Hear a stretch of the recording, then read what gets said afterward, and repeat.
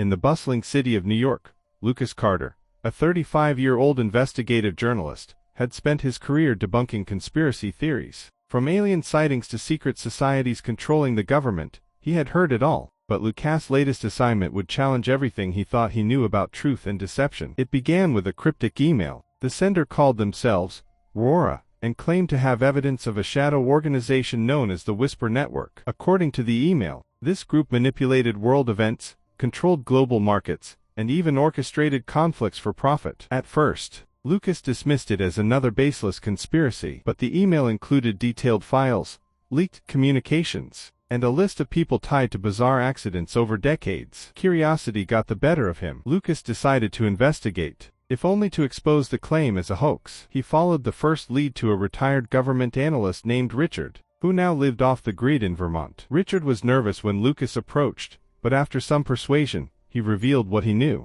"There are whispers about them, in intelligence circles," Richard said. "They don't have a name you'll find in documents, but their fingerprints are on everything: market crashes, regime changes, even technology suppression. They operate in the shadows, and their power lies in making people believe they don't exist." Lucas wasn't convinced, but he couldn't ignore the chilling detail in Richard's words. He followed other leads, meeting whistleblowers, hackers, and even a former CEO, who claimed she was pushed out of her company for refusing to comply with the Whisper Network's demands. Each story added pieces to a puzzle that seemed increasingly plausible. The deeper Lucas dug, the more dangerous his journey became. One night, while reviewing documents in his apartment, he noticed a black SUV parked outside, its occupants watching his building. His phone began acting strangely, and his email accounts were breached. It was clear someone was trying to intimidate him. Determined to uncover the truth, Lucas reached out to Aurora, the anonymous sender. They agreed to meet in a public place,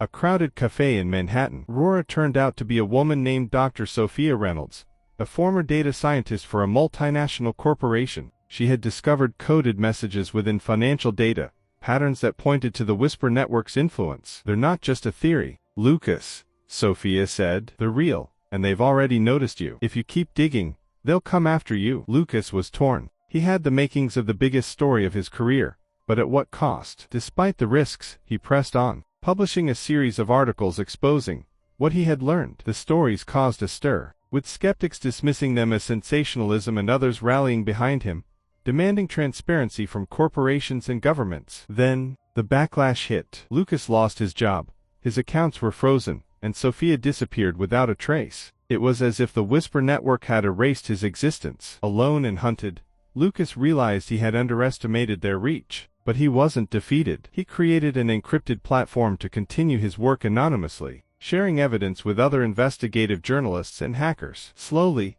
a global network of truth seekers began to form, chipping away at the secrecy of the Whisper Network. Lucas' journey taught him that the fight against deception was not about quick victories, but about persistence and collaboration. While the full truth about the Whisper Network remained elusive, his efforts inspired others to question, investigate, and resist the forces working in the shadows. Moral of the story: conspiracy theories often blur the lines between truth and fiction, but the pursuit of truth demands courage, skepticism, and a commitment to transparency. In a world filled with whispers and shadows, even a single voice can ignite a movement for accountability and change.